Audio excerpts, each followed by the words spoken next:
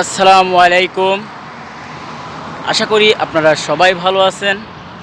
আলহামদুলিল্লাহ, আল্লাহর রহমতে আমিও ভালো রয়েছি। আমি সৌদি আরব থেকে সবাইকে জানাই পবিত্র ঈদুল ফিতরের ঈদ মোবারক। আশা করি আপনারা সবাই ভালো আছেন। ঈদ আপনাদের জীবনে বয়ে আনুক আনন্দ, ঈদ আপনাদের জীবনে বয়ে আনুক সুখ। আমি হলাম সৌদি আরব প্রবাসী। আর 16 তারিখ সৌদি আরব ঈদ, 17 তারিখ বাংলাদেশে ঈদ।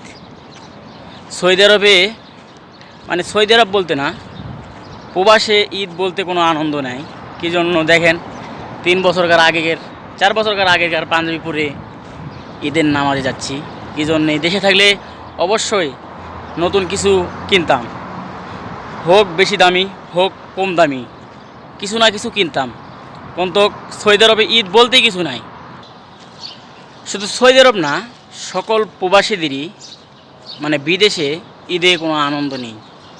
যেমন দেশের যে একটা ঈদের যা আনন্দ, ঠিক ফজরের নামাজের আগে উঠে গোসল টোসল করে ফজরের নামাজ আদায় করে ঈদগাহ মাঠে যেতাম। ঈদগাহ মাঠে ঈদুল ফিতরের নামাজ আদায় করে এসে গরু জবাই করা হতো। তারপরে গরুর মাংস বা কাটিং করা হতো। একটা আনন্দই আলাদা। দেশে যে আনন্দটা হয় ঈদের সে আনন্দ প্রবাসে কখনোই হবে না। কি বলবো আর, প্রবাস মানে জেলখানা। আর আমরা প্রবাসী হলো টাকার মিসিং। যাই হোক, যেখানে আসি আল্লাহ তাআলা যেন সুস্থ রাখে এবং পবিত্র ঈদুল ফিতরে আল্লাহ তাআলা যেন সকলের গুনাহ মাফ করে দেয় এবং সকলে যেন 5 ওয়াক্ত নামাজ আদায় করতে পারি, এই কামনা। আর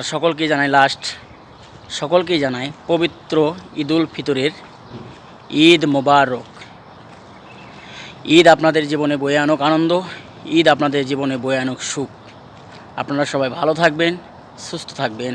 আসসালামু আলাইকুম।